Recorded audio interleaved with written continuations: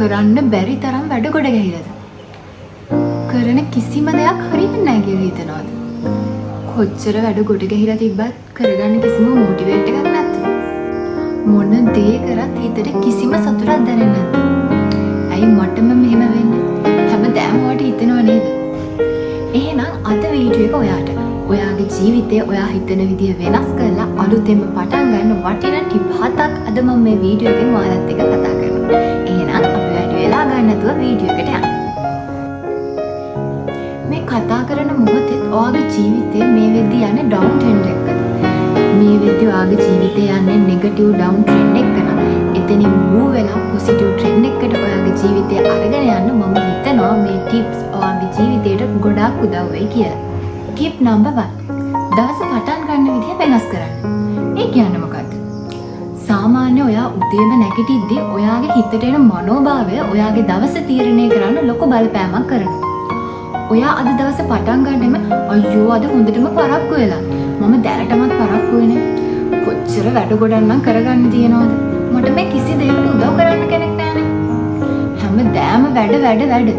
මෙන්න මේ විදිහට නෙගටිව් ෆීලිං එකක් එක්කම නම් ඔයා ඔයාගේ ඇඳෙන් බහින්නේ. ඔයා මේ වෙද්දිත් ෆේල්. ඉස්සෙල්ලම පළවෙනි දේ තමයි ඔයා ඔයාගේ සිතුවිල්ල වෙනස් කරගන්න ඕන. අපි හිතන විදිහට පුළුවන් අපේ ජීවිතේ ගොඩාක් දේවල් වෙනස් කරගන්න. ඔයා මුලින්ම අද දවස සුබවාදී විදිහට දකින්න පටන් ගන්න. අද අලුත් දවසක්. Past is past. ඊයේ වෙච්ච දේවල් හින්දා අද වොරි වෙන එකේ කිසිම තේරුමක් නැහැ.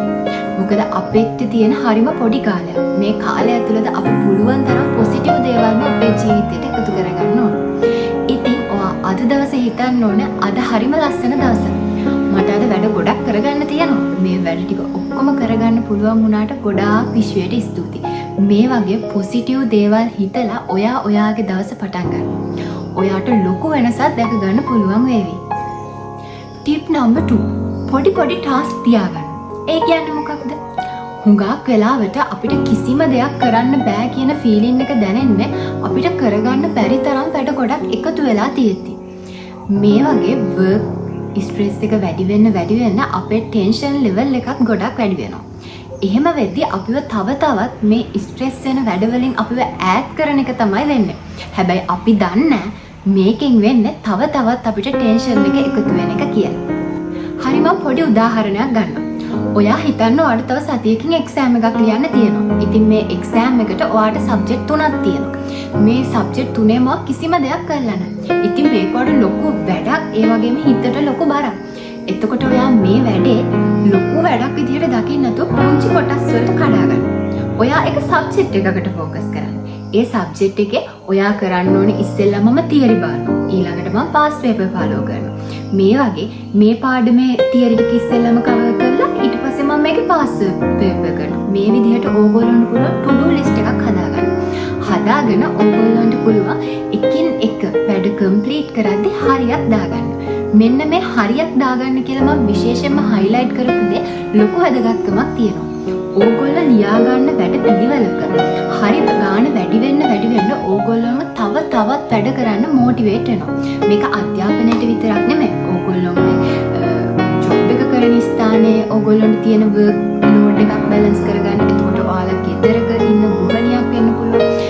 ගෙදරක ඉන්න කෙනෙක් වෙන්න පුළුවන්. ඉතින් මේ වගේ කෙනෙක්ට උනත් එයාගේ වැඩපිළිවෙල බැලන්ස් කරගන්න මේක ඇත්තටම ලොකු උදව්වක් වෙන දෙයක්.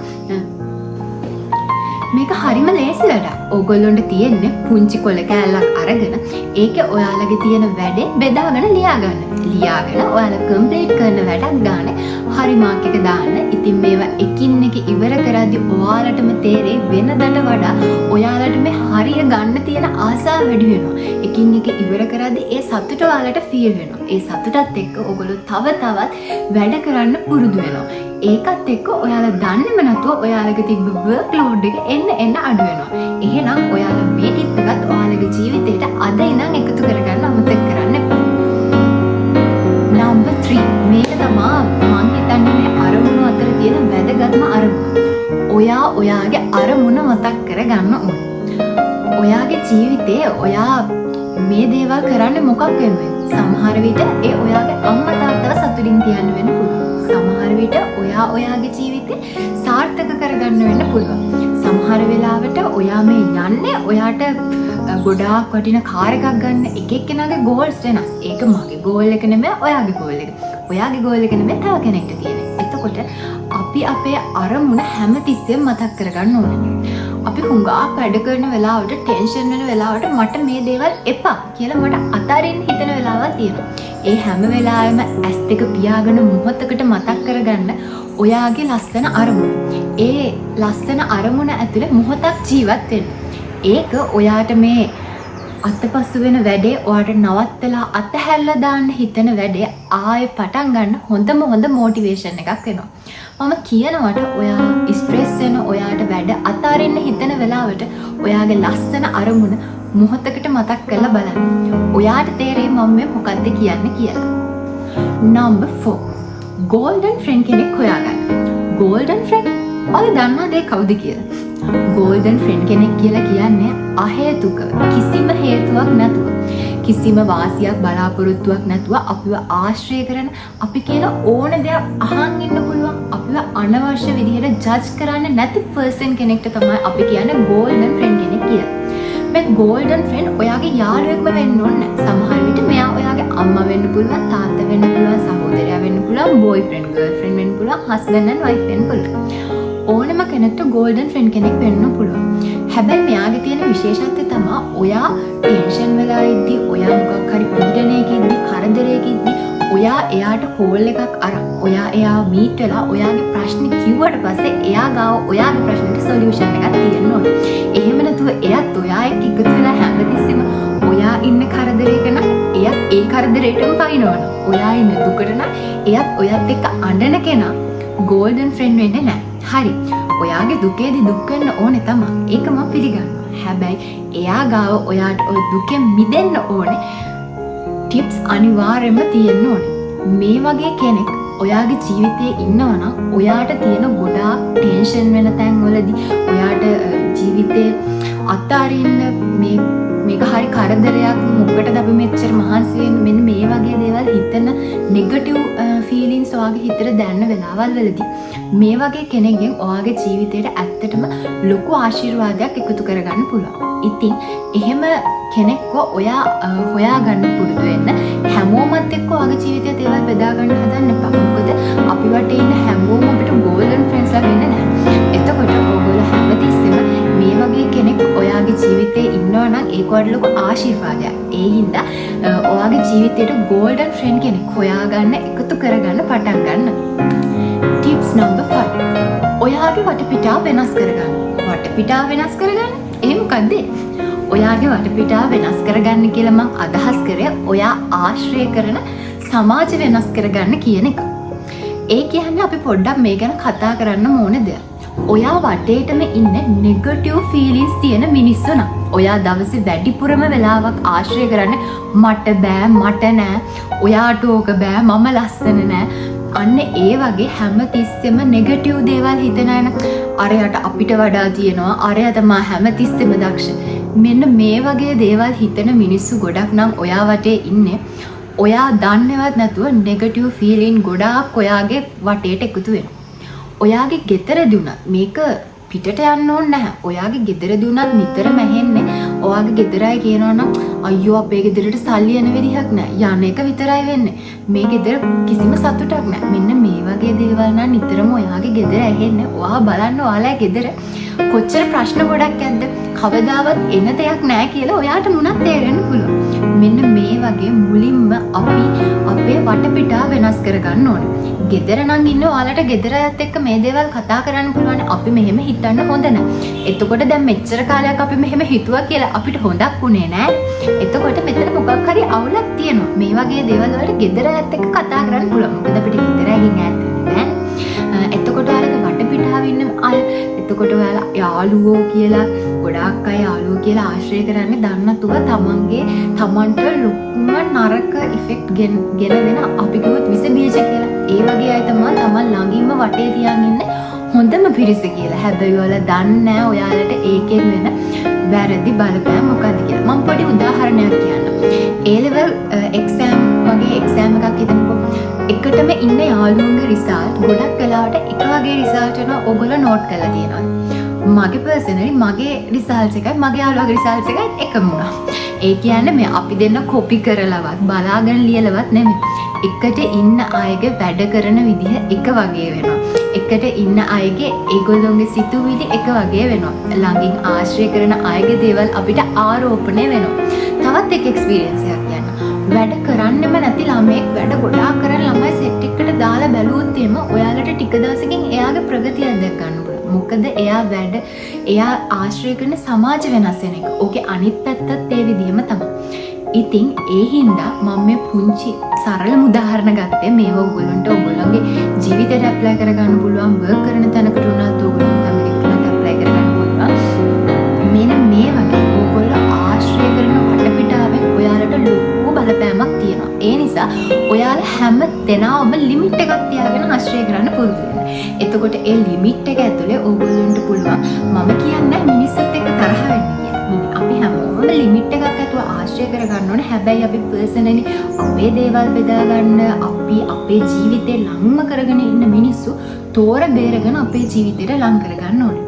ඒක අපේ ජීවිතේ ගොඩාක් වෙනස්කම් ඇති කරගන්න පුළුවන් දෙයක් වෙනවා නොඅනුමානයි.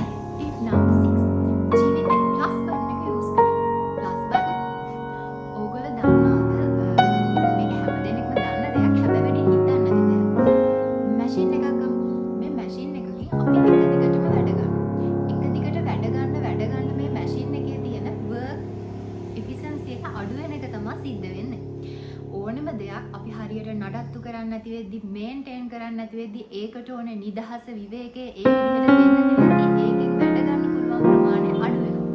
හරිද? ඒක ඔයාලා දන්නවනේ. ඒක ඉතින් ඔයාලට පුළුවන්. ඉතින් මිනිස්සයා කියන්නේ මේ වගේ එක මැෂින් එකක්. අපේ ශරීරයේ හොඳටම වැඩ කරන්න නම් අපිට විවේකය ඕනේ. ඕගොල්ලොන්ගේ තියෙන වැඩත් එක්ක ඕගොල්ලෝ ප්‍රමාණවත් නිින්දක් ලබා ගන්න නැත්නම් ඒක ඕගොල්ලොන්ව වැඩවලින් ඈත් කරන්න ඔයාලට කිසිම දෙයක් කරගන්න බෑ කියන ෆීලින් එක වෙන්න ලොකුම හේතුවක්. ඕගොල්ලෝ හොඳ නිින්දක් ගන්න.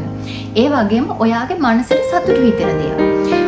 මෙතනදී මම මනසට සතුට හිතෙන දේවල් කියලා අදහස් කරන්නේ මගේ මනසට සතුට හිතෙන දේවල් ඔයාගේ මනසට සතුට හිතෙන දේවල් වෙන්න පුළුවන් වෙන්නේ නැහැ හැමතිස්සෙම. දැන් උදාහරණයක් විදිහට කෙනෙක්ගේ හිතට වැඩියෙන්ම සතුටක් දැනෙන්නේ කෑම ගොඩාක් කද්දි වෙන්න පුළුවන්. තවත් කෙනෙක්ගේ හිතට සතුටක් දැනෙන්නේ මේකප් බඩු ගද්දි වෙන්න පුළුවන්. තව කෙනෙක්ගේ shopping කරද්දි ලස්සන තැනක් බලන්න යද්දි තමන් කැමතිම කෙනෙක් එක්ක ඉද්දි අන්න ඒ වගේ තමන්ගේ හිතට තමන්ට වැඩියෙන්ම සතුට දැනෙන තැනින් තමන්ට ට්‍රීට් කරන්න පටන් ගන්න. ඔයා ගොඩාක් ටෙන්ෂන් වෙලා තියෙද්දි වර්ක් ස්ට්‍රෙස් එකෙන් ඔයාව හෙම්බත් වෙලා තියෙද්දි ඔයාට ඔයාගේ හැමදේම අතාරින්න හිතලා තියෙන වෙලාවල් වලදී ඔයා කරන්න ඕන ඔයා ආසම දෙයකින් ඔයාට ට්‍රීට් කරන්න. මේක ඔයා ඉන්න සිටුේෂන් එකෙන් ඔයාව ඈත් කරලා ආපහු ඔයාව එනර්ජි ට්‍රැක් එකකට දාන්න ලොකු මොටිවේෂන් එකක් දෙනවා. අද දවසේ මම ඔයාලට කියලා දෙන simple tip number 7. Simple tip number 7 කිව්වට මේක ඔයාලගේ ජීවිතේට ගොඩාක් වැදගත් දෙයක්. අපි හැමෝම කරන ලොකු වැරද්ද. ටිප් නම්බර් 7 තමයි අද දවසේ දේවල් අද දවසේම කරන්න. හෙටක් ගැන හිතන්න එපා. අපි කොහොමද හෙටක් ගැන හිතන්නේ? අපි දන්නවද හෙට දවසේ අඩුතරමේ අපිට ජීවත් වෙන්නවත් වාසනාව තියනවා කියලා. ඉතින් අපිට ජීවත් වෙන්නවත් හෙට දවසේ පුළුවන්ද කියලා අපි දන්නේ නැතුව කොහොමද අපි හෙටට අපේ වැඩ ටික කරන්නේ? අපිට එහෙම කරන්න බෑ. අපිට හෙට දවසක් ප්‍රෙඩික්ට් කරන්න බෑ ඇත්තටම. හෙට දවසේ නෙමෙයි අපිට ඊළඟ මොහොතවත් ප්‍රෙඩික්ට් කරන්න බෑ. ඒ නිසා අද දවසේ කරන්න තියෙන වැඩේ අද දවසේම කරන්න. හෙට දවසක් ගැන හිතන්න එපා. ඕගොල්ලොන්ට සමහර වෙලාවට දැන් අද දවසේ මොකක් හරි වැඩකට තියෙන කාලය සීමිත නම් ඔයා යූෂුවලි කරන දේ තමයි හරි මම හෙට උදේම මේක පටන් ගන්නවා. හෙට දවසේම මට තියෙනවනේ. එහෙම කරන්න එපා. වැඩේ අද දවසේ ඉවර කරගන්න බැරි වුණාට කමක් නැහැ. හැබැයි අද දවසේ පටන් ගන්න. මොකද අද දවසේ ඔයා මේ වැඩේ පටන් ගත්තේ නැත්නම් ගොඩාක් වෙලාවට හෙට තියෙන වැඩේ මම හිතන්නේ හෙට අනිද්දා අනිද්දා තව කාලයක් යනකල්වත් පටන් ගයි කියලා ඒකත් අර එකතු වෙච්ච වැඩ ගොඩටම එකතු වෙන එක විතරයි වෙන්නේ. එහෙනම් අමතක නොකර අද දවසේ වැඩේ අද දවසේම පටන් ගන්න. ඔයාගේ ජීවිතේ හරිම වටින එකක්. මනුස්ස ජීවිතයක් කියලා කියන්නේ ගොඩාක් වටින දෙයක්. කලාතුරකින් කෙනෙක්ට ලැබෙන දෙයක්. ඉතින් මේ ලැබිච්ච වටින ජීවිතය අපිට තියෙන හරිම පොඩි කාලයක්. සමහර විට ඒක අවුරුදු 60ක් වෙන්න පුළුවන්, 70ක් වෙන්න පුළුවන්, සමහර විට අවුරුදු 50ක් වෙන්න පුළුවන්. හැබැයි ඔය වයස ඇතුළත අපිට උපරිමයෙන් වැඩ කරන්න පුළුවන් වෙන්නේ හරිම පුංචි කාලයක්. සමහර විට ආයස අවුරුදු 45 50 වෙද්දී දැන් තියෙන සමාජ ක්‍රමය, දැන් තියෙන තත්ත්වෙත් එක්ක අපි ලෙඩෙක් ගොඩක් කලාවට. ඒ හින්දා මේ ගෙවෙන්නේ ඔයාට වැඩියෙන්ම වැඩ කරන්න පුළුවන් කාලෙ වෙන්න පුළුවන්. ඉතින් මේ වගේ කාලයක් අපතේ යවනවා කියන්නේ මහා අපරාධයක්. එහෙනම් ඕගොල්ලෝ දැන් මොන තත්ත්වෙ හිටියත්, මොන වගේ ඩවුන් ට්‍රෙන්ඩ් එකක වුණත් ඔයාගේ ජීවිතේ මේ වෙලාවේ දුවන්නේ, මොන වගේ ප්‍රශ්න ගොඩක වුණත් දුවන්නේ, ඔයා අද ඉඳන් ඔයාගේ හිතන විදිහ වෙනස් කරගන්න. මම ඔයාලට කියලා දුන්න ටිප්ස් පුළුවන් විදිහට ඔයාලගේ ජීවිතේට අද ඉඳන් එකතු කරගන්න. ටික දවසක් යද්දී ඔයාලට ලොකු වෙනසක් තේරෙයි. එහෙනම් අදට මම මෙතනින් මගේ වීඩියෝ එක නවත්තනවා. ඉතින් මේ වගේ ලස්සන vlog දිගින් දිගටම බලන්න. ඔයාලගේ ජීවිතේට වැදගත් වෙන vlog, ඒ වගේම daily vlog, එක විදිහේ vlog ගොඩාක් බලන්න. දිගින් දිගටම මාත් එක්ක එකතු වෙන්නලා ඉන්න කියලා ආදරෙන් මතක් කරන ගමන් හැමෝම පරිස්සමින් ඔයාලගේ හීන වලට යන්න වැඩ කරන්න. එහෙනම් ගිහින් එන්න.